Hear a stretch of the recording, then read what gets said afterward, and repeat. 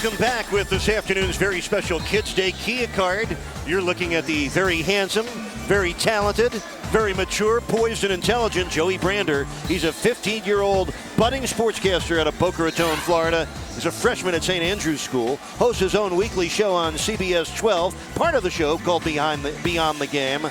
Started his career with an interview of Wilt Chamberlain at the age of 4. He has seen so much and done so much. He's already the youngest member of the U.S. Basketball Writers Association. This man can cover any game. We're glad he's here to join us covering today's game.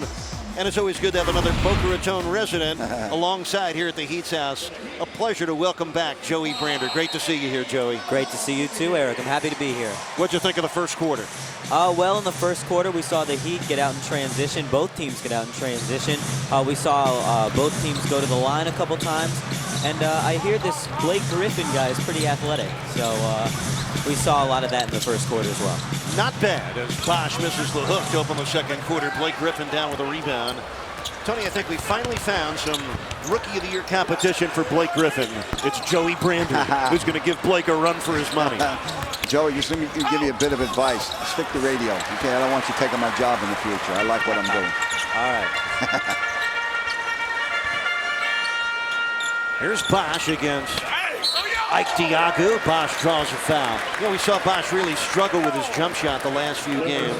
But Tony was impressive, crafting his way to 14 points at Charlotte, especially in the fourth quarter where he finally pushed aside his mid-range game, went to the rim, and got himself to the free throw line. Had a very smart approach in Charlotte where the J wasn't falling. Maybe that ankle is not giving him enough balance, enough push for the J.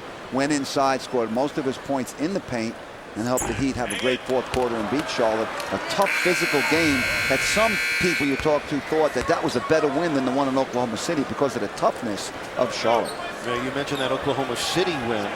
The Heat are 2-0 this year in afternoon games, winning at New Jersey early in the season, and then just a week or 10 days ago at Oklahoma City. So 2-0 in afternoon games, and a pretty big game coming up next Sunday afternoon in Boston. Joey, your thoughts on the Eastern Conference leading Boston Celtics?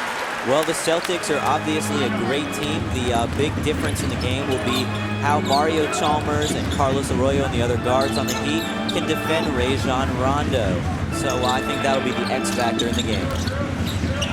Minute gone by here in the second quarter. The Clippers shooting just 28%. They're 6 of 22 from the floor. And Eric Bledsoe putting D. Wade on the floor. Bledsoe. Is he assessed for the foul there? No. Just out of bounds off him. Interesting. And you mentioned Boston, Eric. They have 4 All-Stars in the All-Star game. He had 3, so that's going to be an interesting game. Seeing a game with 7 All-Stars, and now you got a foul right there on Aminu pushing Bosh after he set the screen. Al-Farouq Aminu, drafted after his sophomore year at Wake Forest. He was the 8th pick in last June's draft. What's the book on Al-Farouq Aminu? I know you really follow the college game. Well, that's right. He was a star at Wake Forest. His brother, Alade, you may remember, he was also drafted a couple years ago. He returned home a couple days ago. He's from Atlanta, born and raised there. Got to play against the Hawks in Atlanta for the first time a couple days ago, although they did lose. And another quick fact for you, his name means the Chief has arrived. But will the Chief arrive tonight? That's the question. Brian Cook committing the foul. Chris Bosh converting and going to the free throw line. Bosh taking a very aggressive approach recently since the perimeter shot has been a little spotty, and showing you the versatility in his game. And let's see what we have here. A lane violation on the Clippers. Violation on the Clippers. Actually, it was just a lane foul. Yes. So Bosh will get another free throw. Heat season ticket holders, we want to give you the maximum flexibility to pay off your season ticket investment. That's why the Heat is offering you an 8-month extended payment. But it's only available if you renew by the early bird deadline of February 17th. Get more information by logging onto your personalized website at renewmyheatseasontickets.com. Joey, what lit your fuse to be such a passionate and informed sports fan at such a young age? Well, I grew up in a family that loves sports. Both my parents love sports, and my mom's originally from Pittsburgh. Pittsburgh, which is such a sports city, and just grew up around it and loved sports from the beginning. So I guess we know who the Brander family is rooting for in tonight's Super Bowl. Yeah, that's right. Big game tonight. Excited for it. Nice pass by Baron Davis. Ike Diagu finishing with a left hand. The fifth-year big man from Arizona State having a nice comeback season. He missed all of last year with knee surgery. This is his 21st game this year after signing with the Clips in late November. Baron Davis is not quick, not fast. He just plays at his own style, his own pace. He's been doing it for years. You mentioned a 12th year in the NBA. And that time he just probed until a teammate got open and made the perfect pass. Joel Anthony picked up his first foul, and now the Clippers will keep possession, trailing by a couple of points with 10:25 to play here in the first half. That was the 5th time today that the Clippers have been to the line, and both of these teams go to the line a lot. They're both in the top 5 in the league in most free throws attempted per game, but the Clippers are dead last in free throw percentage. Yeah, Los Angeles shooting just 69% from the free throw line. Worse than that today, 5 for 10. What do you like most when you watch Dwayne Wade, Joey? Well, it's obviously, for me, his driving ability, as we're seeing right now as he drives to the rim. He's known as one of the best players in the league getting to the basket, and he's putting on a show so far today. Brian Cook picking up his second foul. Check it, that's his first foul. And already the 4th team foul on the Clippers just 2 minutes into the second quarter.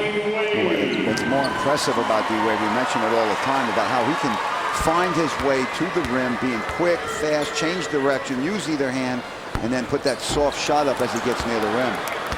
Dwayne averaging 25 points a game, but he's been over 30 in 4 of the Heat's last 7 games, and did score 31 with 7 rebounds and 3 blocks when the Heat lost to the Clippers in Los Angeles January 12th. Interesting, Coach and Joey. This year the Heat go to LA and beat the Lakers, go to LA, lose to the Clippers.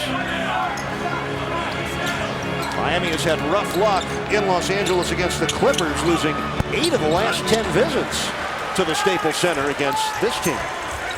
Right now, Miami leading by 3 on their floor. Wade's 3 is good. Oh, man. Second triple first half for Dwayne. Amino was all over him, and he buried it. This is the biggest lead today by either team. That's Aminu from downtown. Wade with both hands on his 6th rebound. Wade the top rebounder in today's first half. And that time he dribbled it out of bounds. Wade claiming Baron Davis deflected it out, but a complaint that goes to deaf ears on the part of official Eric Lewis. Eric, the Clippers are in Heat folklore, in Heat history. You know, the Heat lost the first game in Heat history, 1988. They lost to the Clippers at home. There's a travel there. And then with the Heat, 17 games in a row they lost to start the franchise. They win in Los Angeles when Norm Nixon missed a jump shot at the buzzer. And this is the 46th all-time game between these clubs. They've split the season series 5 of the last 6 years. Now, Eric, even though the Clippers haven't made the playoffs, or they made it once in the last 13 years, not a lot of success in recent memory, I think GM Neil Oshie has really done a good job at bringing in a lot of good talent, especially young talent for this year. I would agree with you on that, Joey, and they might get one of their veterans back soon in injured center Chris Kaman, and they're soon going to get their leading scorer, the 3rd-year man from Indiana, Eric Gordon, back from his injury. Joey Brander will still be with us when we come back to the Heat's house with Miami ahead by 6. D. Wade putting on a first-half show for his young folks and for everybody here in South Florida enjoying the game with us. 14 points for Wade, 6 rebounds, and Coach and Joey's already tripled 3 times and has the Heat's last 7 points. We've talked about it before. When he and LeBron are making shots like that, they are impossible to guard. Meanwhile, the Clippers are missing shots and turning the ball over. They're 7 of 26 from the floor. That's 27%. They've missed 13 of their last 14. They also have 10 turnovers. That's not good for Vinny Del Negro's crew. Joey Brander, the 15-year-old phenom out of Boca Raton, who's still with us here in the second quarter. No, it's not, and those turnovers are allowing the Heat to get out in transition. And when you have players like LeBron James and Dwayne Wade who both specialize in driving to the basket, that's definitely not a good sign for the Clippers. Eddie House, a desperation foul on Brian Cook after the Dwayne Wade turnover. Wade did something very unusual. One of his great traits is that when he leaves his feet, he knows where all his teammates are. And I think he's talking to Eddie House now where he thought he was going to be. And he doesn't usually make that mistake where he's caught in the air and then throws the ball away. You know, Tony, the Heat take great pride in their defense, and while their offense has been making great games, Heat have averaged 110 points a game in the last 4. The defense, a little slippage, but still, Coach and Joey, the #2 field goal percentage defense in the NBA, just behind the Chicago Bulls, and holding the Clippers to 27% shooting in the first half can only help the Heat in the field goal percentage D department. And they're also #2 in the league in opponents' three-point percentage as well, so they defend all shots well. Coach Spoelstra told us something very interesting before the game, as Bosh had no lift there to get to the basket. They concentrated on defense earlier in the season, then they started getting out and running more, and they sacrificed a half-court offense, you know, working on it. Now, lately, they've been working on the half-court offense. The defense been getting up a little more points than earlier in the season, but the half-court offense has picked up. So as the season goes along, there's different things that coaches want to work on, depending on how the team is reacting, and you hope that you put it all together entering into March and April going into the playoffs. Yeah, Spoelstra said before the game, we played conventionally early in the season as Gomes hits the 3. Ryan goes with 2 triples in the first half. He has 8 points. But Miami started off full bore and got off to the shaky 9-8 start. Then they played more conventionally until Spoelstra said the comfort level of it has increased, and now we're all seeing the true versatility and depth to the Heat, featuring 2 super subs, Mike Miller and the man that just knocked in that jumper, the Heat's microwave, Eddie House. That's right, Eric. You can't give Eddie House that shot. He will knock it down every time, and he'll make you pay for playing bad defense. Eddie's averaging 11 points a game in the last 10. Gomes, nice dribble penetration for Ryan Gomes. When his career at Providence finished, he was the all-time leading scorer in the history of that fine program. 5-point lead for the Heat, 6:40 to play, first half, and we get a timeout. The Heat take a timeout, and we will too. Joey Brander will continue to join us here in South Florida. We look forward to conversing with him. A little MVP talk when we come back. Heat Basketball on Sun Sports is presented by AT&T Uverse.